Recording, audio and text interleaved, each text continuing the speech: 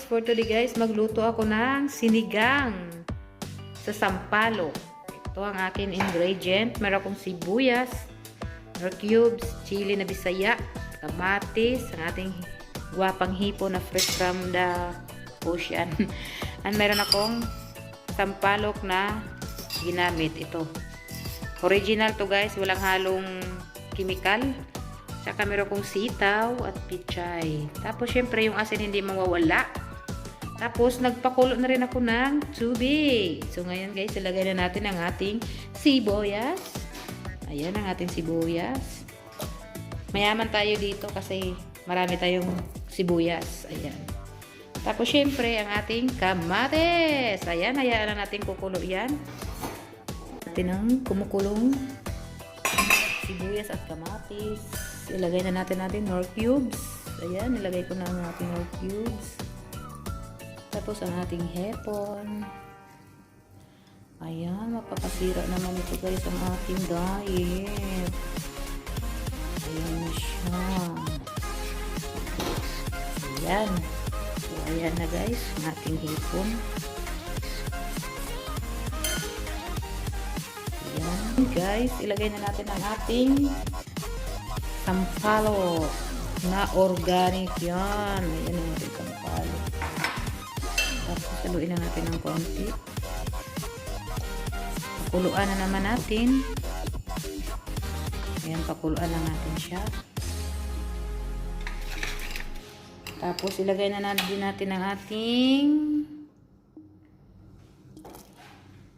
sitaw. Kasi guys, hindi to pwede guys na matagalan ang ating. Ang last na lang natin ilagay yung pichay. Tapos haon agad. Pangit kasi guys ang hipon pag pag nalaga siya kasi dumidikit yung balat. Mahirap tanggalin yung balat. Ay sorry. Kaya kailangan mabilis lang siyang lutuin. Hindi pwedeng tagalan.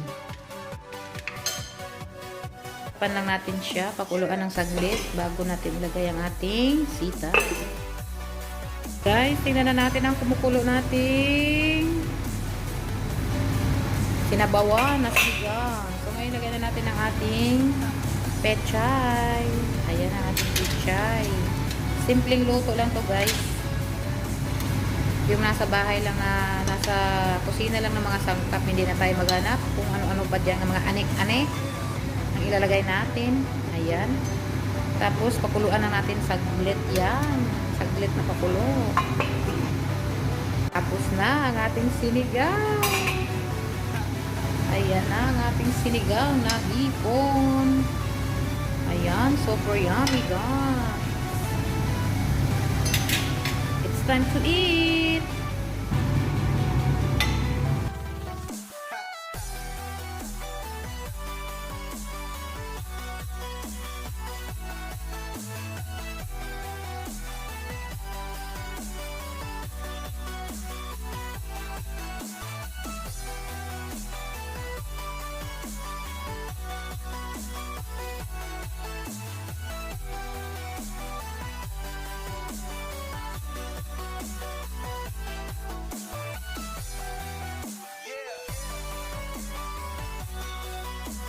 Thank you for watching guys. Don't forget to share, like, and subscribe. Love you all.